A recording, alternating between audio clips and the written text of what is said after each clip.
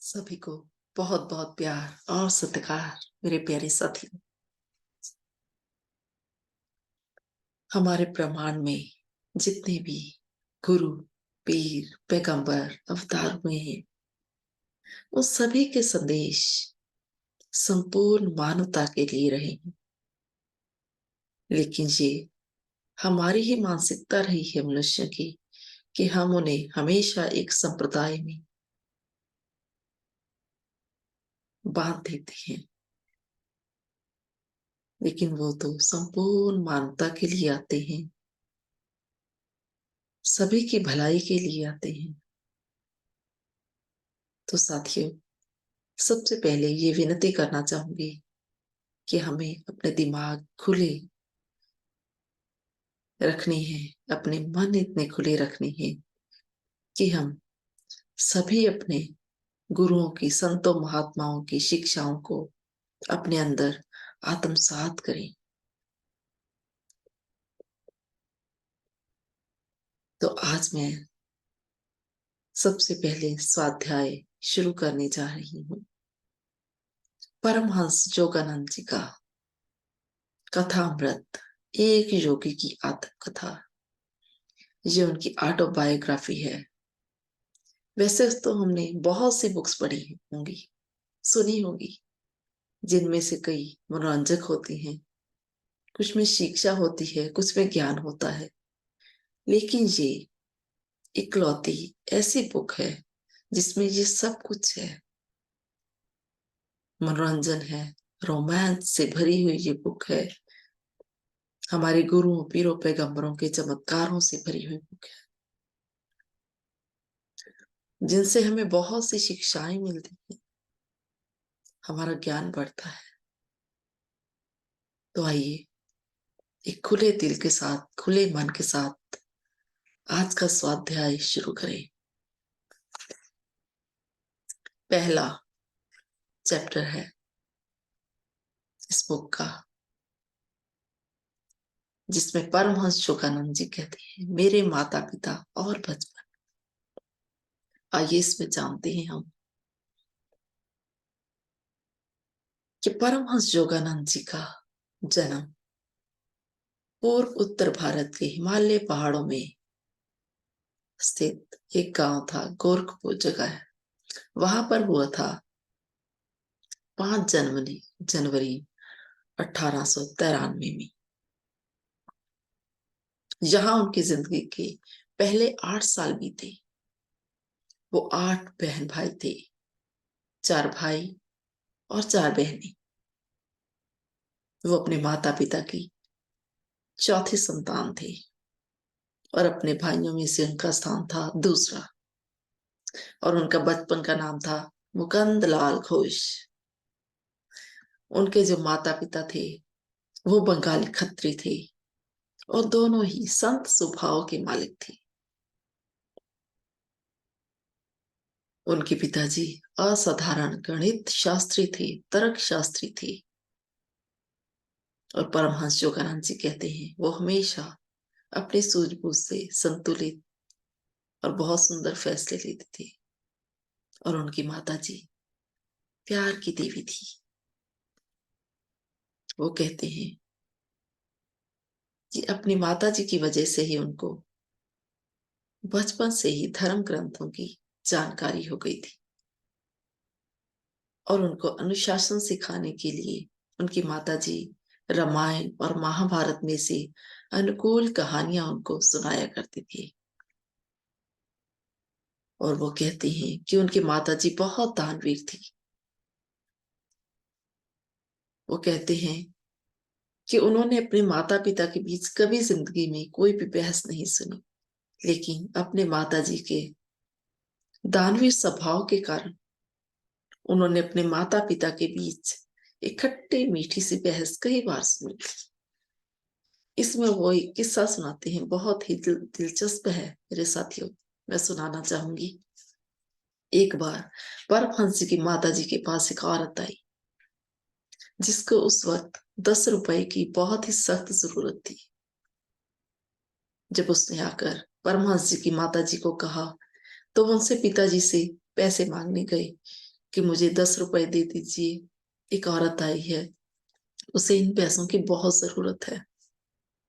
तो पैसे देने की जगह परमहंस जी के पिताजी उनको बताने लगे कि बचपन में जब उनके दादाजी की और पिताजी की अचानक मृत्यु हो गई थी, तो उनको बहुत गरीबी का सामना करना पड़ा था। उन्होंने बहुत ही मुश्किल से अपना स्कूल पास किया, और जब वो यूनिवर्सिटी में गए, तो उन्होंने एक अमीर जज से कहा कि प्लीज आप मेरी मदद कर दीजिए, मुझे 1 रुपया महीने का दे दीजिए। तो उस जज ने उनसे कहा कि 1 रुपया ऐसे ही नहीं आता। तो ये बात सुनकर परमहंस योगानंद जी की माता जी ने कहा कि उस 1 रुपए के इनकार की कड़वी याद अभी तक आपके मन में है, तो क्या आप क्या चाहते हैं कि जो औरत हमसे मदद मांगने आई है, वो भी ऐसी कड़वी याद लेकर अपने मन में जाए? तो उनकी माता जी ने इतना सुंदर तर्क दिया कि उनके पिताजी की भी लाजवाब हो गई उनके सामने, और उनसे बोले, ठीक है, तुम जीत गई। और ये कहते हुए उन्होंने 10 रुपए निकाल कर दे दिए, और उनकी माता जी से कहा कि मेरी शुभकामनाओं के साथ आप उस औरत को दे दीजिए। तो साथियों, इस तरह के थे उनके माता जी, बहुत ही प्यारे और दानवीर। अपनी जिंदगी के शुरुआती विवाहित सालों में ही उनके माता पिताजी वाराणसी के एक महान गुरु लाहिड़ी महाशय जी के शागिर्द बन गए थे। और इस बात का पता उनको चला अपने पिताजी के दोस्त अविनाश बाबू जी से। वो एक दिन परमहंस योगानंद जी को मिले, और उन्होंने कहा कि क्या तुम्हें पता है तुम्हारे पिताजी किस तरह से लाहिड़ी महाशय जी के शागिर्द बने थे? तो परमहंस जी बोले नहीं। तो उन्होंने कहा, ठीक है, मैं तुम्हें किस्सा सुनाता हूँ। ये भी बहुत ही दिलचस्प किस्सा है प्यारे साथियों, मैं सुनाना चाहूंगी। तो उन्होंने अविनाश बाबू ने कहा कि ये उन दिनों की बात है जब आपके जो पिताजी थे वो उच्च अफसर थे, और मैं उनके नीचे कर्मचारी था, काम करता था। तो उन्होंने अपने गुरु को मिलने के लिए, अविनाश बाबू के गुरु थे लाहिड़ी महाशय जी, तो उनको मिलने के लिए उनको जाना था और छुट्टी लेनी थी अपने उच्च अफसर से, परमहंस जी के पिताजी से। तो उन्होंने उनसे कहा कि मैंने अपने गुरु से मिलने जाना है, आप मुझे छुट्टी दे दीजिए। लेकिन वो इन सब बातों में यकीन नहीं रखते थे, परमहंस योगानंद जी के पिताजी। तो उन्होंने उनका मजाक उड़ाया और कहा, तुम तो धार्मिक कट्टरवादी हो, अगर तुम अपनी जिंदगी में आगे बढ़ना चाहते हो, कुछ तरक्की करना चाहते हो, तो अपने दफ्तर के काम पर ध्यान दो। तो ये कहते हुए उन्होंने उनकी छुट्टी मंजूर नहीं की। तो अविनाश बाबू काफी दुखी हो गए, और शाम को छुट्टी के वक्त वो बड़े ही दुखी मन से अपने घर की ओर चले जा रहे थे। और रास्ते में पीछे से परमहंस योगानंद जी के पिताजी, जिनका नाम भगवती जी था, वो पालकी में बैठकर आ रहे थे। जब रास्ते में उन्होंने अविनाश बाबू को उदास जाते हुए देखा, तो वो वहां पर पालकी से उतर गए, और उन्होंने अपने नौकरों को भेज दिया कि मैं खुद ही चलकर अविनाश बाबू के साथ आ जाऊंगा। तो उन्होंने उनके साथ चलना शुरू किया, और साथ में ही उनको पता था कि इनका मन बहुत खराब है, क्योंकि इनकी छुट्टी मैंने मंजूर नहीं की। तो उनसे उन्होंने बातें करनी शुरू कर दी, भौतिक जिंदगी के बारे में, उसके लाभों के बारे में। लेकिन उनका तो ध्यान जो था अविनाश बाबू का, वो तो अपने गुरु की तरफ लगा पड़ा था। उनको कोई भी बात समझ में नहीं आ रही थी। तो वो धीरे धीरे से आगे बढ़ते रहे, और चलते चलते वो एक सुनसान मैदान के किनारे पर पहुंच गए, जहां पर सूरज की बहुत ही सुंदर शाम की किरणें पड़ रही थी। वो देखने के लिए वहां पर रुक गए।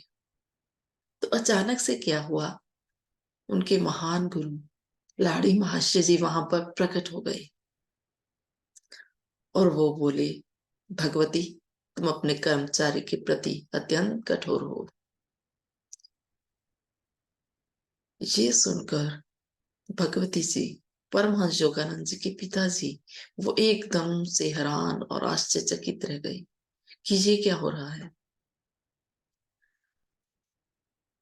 और जो अविनाश बाबू थे वो भी एकदम रोमांच से भर गए और उनका दिल अपने गुरु के लिए और ज्यादा तड़पने लगा।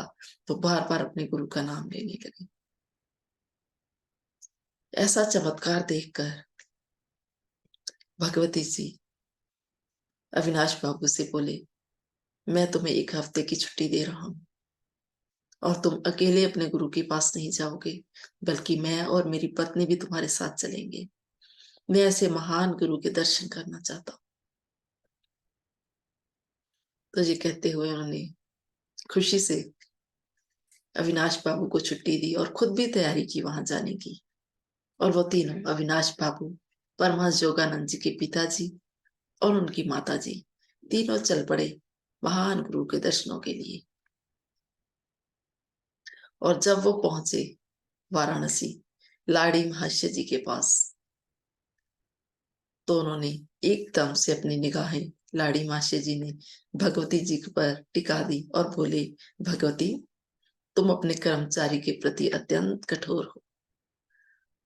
तो ये सुनकर भगवती जी बहुत हैरान हुए और शर्मिंदा भी हुए और उन्होंने माफी भी मांगी और कहा कि गुरुजी, कृपया आप हमें क्रिया योग की दीक्षा दें। तो उनको महान गुरु लाड़ी महाशय जी ने क्रिया योग की दीक्षा दी।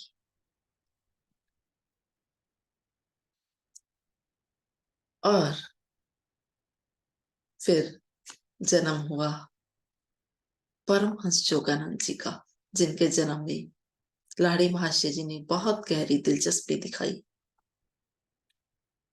और उनके जन्म के कुछ समय बाद ही वो इस संसार से चले गए, ब्रह्मलीन हो गए। लेकिन जाने से पहले लाड़ी महाशय जी ने अपनी एक फोटो परमहंस योगानंद जी के पिताजी को दी और वो फोटो वो हमेशा अपने पास रखते थे।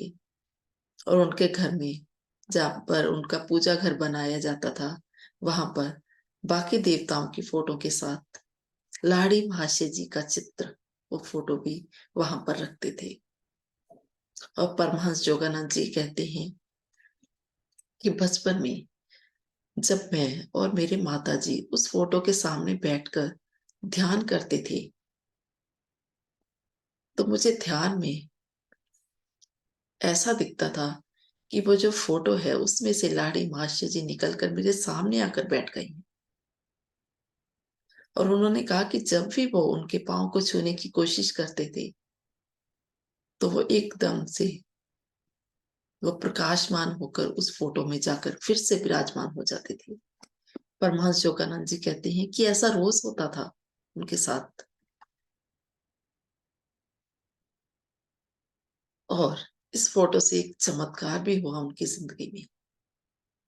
एक बार परमहंस योगानंद जी को एशियाटिक हैजा हो गया और उनके बचने की कोई उम्मीद नहीं रही। डॉक्टरों ने जवाब दे दिया और वो निस्सहाय अपने चारपाई पर अपने घर पर पड़े हुए थे।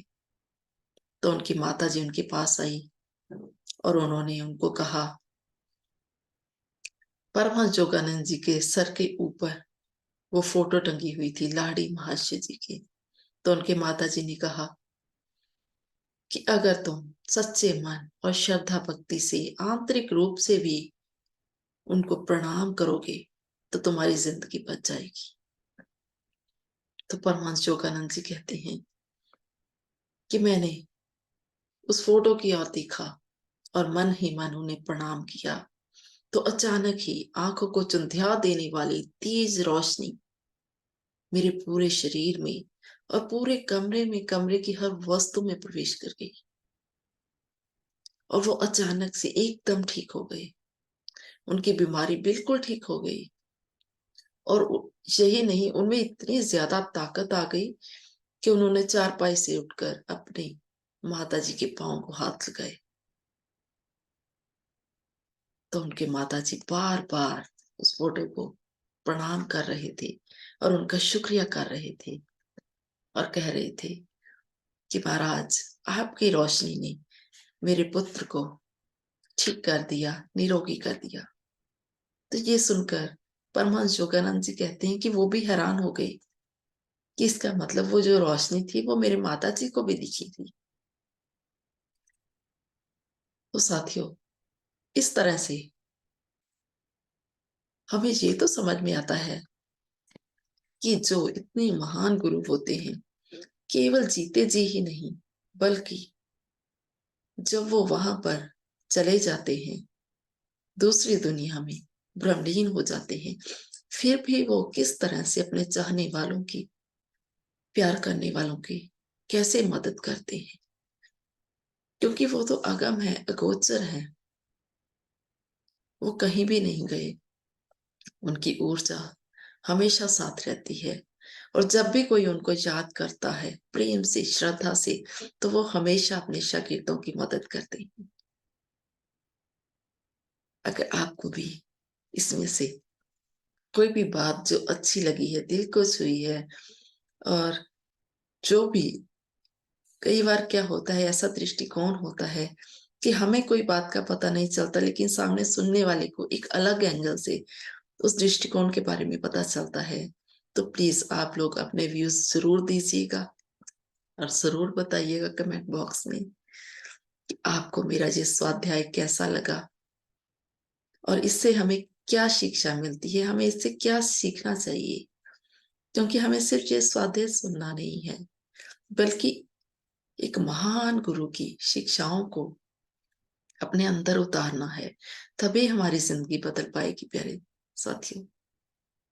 इसलिए कृपा जरूर कमेंट कीजिएगा और मेरी इस वीडियो को लाइक कीजिए, शेयर कीजिए और मेरे चैनल को सब्सक्राइब कीजिएगा। सभी को बहुत बहुत प्यार और सत्कार। सभी का बहुत बहुत शुक्रिया।